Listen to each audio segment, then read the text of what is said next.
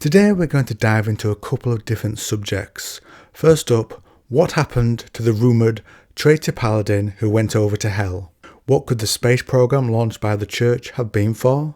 Then we'll look at two organisations, the Synod for Strategic Prophecy and the Sword Congress of Vienna, and dive into a little bit about what they are about. So, welcome back to the trenches and let's begin. Unable for so long to take the fight to the enemy, to get near the gates of hell, the church developed the Paladin program. Within the Paladin flows the blood of the Metachrist. With this weapon, the church can get into hell itself. Now, the bit we want to focus on today. Originally, there were 12 Paladins. Now only 9 remain. 2 have fallen in battle, and it is rumoured one has turned traitor, though the church strongly denies this. Such slander would mean pain of death if you were heard to be speaking it, and despite ceaseless efforts, the Holy Mentalist Order have been unable to produce even a single new Paladin in the last 3 centuries. How could the Traitor Paladin have fallen? All theory from here. It's noted about them that whilst they prepare to fight and are armoured, they're surrounded and armoured up by blinded and gilded serfs, for no impure gaze or carnal desire is to fall upon the Paladin by the servants of the church. So, could that be a vulnerability exploited by hell, by the court of the 7-headed serpent, and whoever sits on the throne at the time? Could they have found the missing Paladin in hell and tempted him? I want to ask also, what reward could the Paladin get for switching sides? The blood of the Metachrist flows within him, and we are told that within hell, the court of the 7-headed serpent is always in conflict as they battle over the thrones that are available, that are on offer. Could he have some sort of throne with his blood? Could he be ranked amongst the fallen angels perhaps? Or could he have done worse? Via the church's history, we see that the Holy Mentalist Order have been unable to produce even a single new Paladin in the last 3 centuries. Could he have something to do with that? Whatever device was used, whatever holy object, could the Paladin have taken it and taken it with him over to hell? Those are 2 possibilities. One missing question is, how did he escape the church? There is a short story written by Mike Francina where we see a Paladin, once armed, seems to be able to step through a special doorway within the church to get to hell. Now, whether that's now canon or not, who knows, but it could be a way for the Traitor Paladin to leave with the object the church was using to create more of his kind. Then, one thing we have for the space program is that in 1899, the church space program commences, and that's it. That's all the law we have. The present day of the timeline is according to the church records 1914, so that's not a great deal of time that's passed. So being highly speculative, what could this space program be? First one, the boring one, they tried it and it failed and it's abandoned. The rest are broad warfare ideas.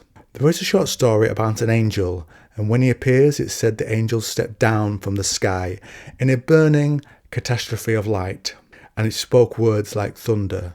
Could the space program have been an attempt to find an entrance to heaven, some portal that could be used for the power of the Creator to reach Earth more directly, as in comparing it to the gateway that hell has to get to Earth? It could also have been to build some type of weapons platform in space, though I appreciate this is highly on the edge of likelihood. So it could rain down upon the forces of hell some sort of weaponry. With that top-down view, it might be able to target the larger forces of hell, fight a number of replicas of the Spear of Longinus to act like holy missiles to obliterate the massed ranks of hell, and an observer wearing an Oculus helmet in space, they are not distracted, it would be pretty silent, allowing them to remain attuned to the voice of the Creator in their heads, the Creator's words guiding their hands to smite the forces of the court of the 7-headed serpent. Or could it be a way to spy, with the gates of hell proving impossible to approach? For all but a Paladin, what if they could get a top-down view of battle, able to see the enemy forces and somehow communicate this to those on Earth? Data on the placement of the enemy relayed to the Synod of Strategic Prophecy. This could allow the forces of the church to coordinate their forces in the right places, hold on and counter any objectives if they find a point to hold on, or come across a powerful relic in no man's land, find a way to get it back to their side. Notice the emergence of a major enemy force through the gate of hell see the taint of the Black Grail, so those loyal to the church can move ahead of it and stay plague free, and so on. All pure speculation, as I said. Now, on to the two organisations. First, the Synod of Strategic Prophecy. They're an organisation allied to the church that when the need is great, their famed observers support the war effort of the church. This order of warrior monks lives a life of absolute solitude, sharpening their minds and bodies to make their talents available, to allow themselves to become living weapons in the hand of God, and when they are ordered to unleash their talent on the battlefield. The heraldry of the Synod depicts the sword and crown, symbolising service to God through war, while the clouds and the stars represent the Synod's mission to commune with the Lord directly. Another group, the Council of Saints, can command the unleashing of the Paladins, warriors sent into hell on special missions, but even they need to obey the ruling of the Synod. Each mission they undertake must bring great benefit and tangible advantage for the Church and the overall war effort, and its long-term benefit must be determined by the Synod of Strategic Prophecy, so you can see the power level that they operate on. They can also sense the approaching of some of the strongest forces of hell. One example of these are behemoths, the beast lords, that emerge from the hellmouth, heralded by dire portents and visions of the devout brothers and sisters of the Synod of Strategic Prophecy. Another we don't have much lore on, yet who plays a key role when it comes to the money to allow the church to continue its fight, is the Sword Congress of Vienna. War has never left this corner of the world. The ancient city of Antioch was destroyed by a mysterious demonic weapon in the year 1545, but the faithful never gave up their position in the ruins. Before it was destroyed, the ancient city of Antioch was always the first line of defence to be able to test the forces of hell.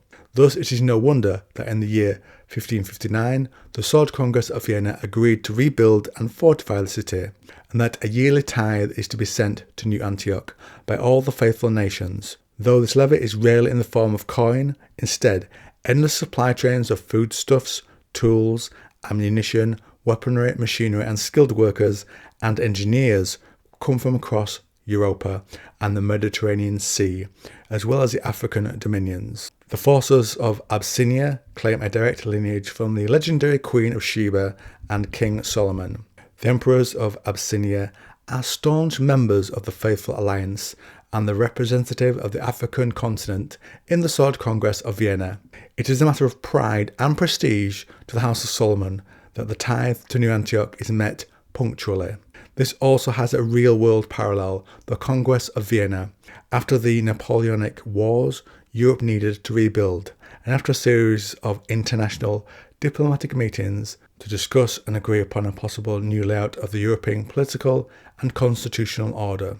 So you can see the key role they played in both the Trench Crusade world and also in our real world to organise things. It's one of those big unspoken elements really, the logistics of war. And that's something I really like to dive into at a later date if I can get enough background information to support the idea at least. So, you know what to do, comment down below, let me know what you think to the video, to the lore, etc. And if you like this video on the Trench Crusade, I've done a whole bunch more, so why not try this one?